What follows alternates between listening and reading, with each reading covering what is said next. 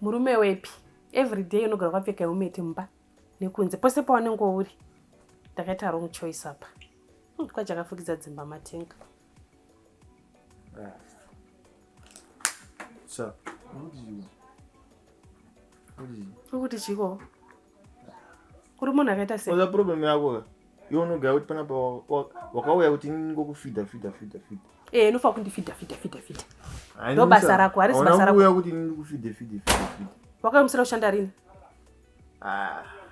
Ndikutoshanda baba. Hapana kumboshanda chicho chikafu munomba. Nezuro pano ndakaenda kwa hama dzako vakabva vandipa muriwo. Hama dzangu? Hama dzako? Dzangu. Unopiwa chini hama dzangu? Ndini. Saka utonyare?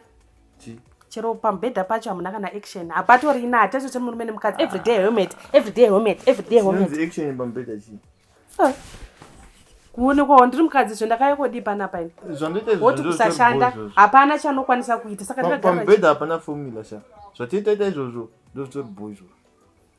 Se uchida kufunga izvinhu zvisiri. Shuwa 2 months munhu ashandi. Kungomuka wandu helmet chibhuku helmet chigubvu izvo anombonyera chiko chanombonyera. Iyo shima. Iri bhuku iri. Rakushodereka iwe bhuku.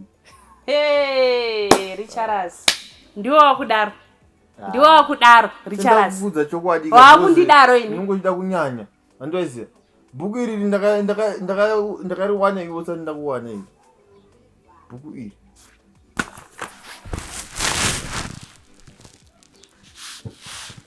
Ropasa. Panapa ndo pandisingatombobuda pano. Wakubude saka chigara. Iwe ndio ungatobuda. Bhuku iri. Kuti wrong 10 ugara mupanewe.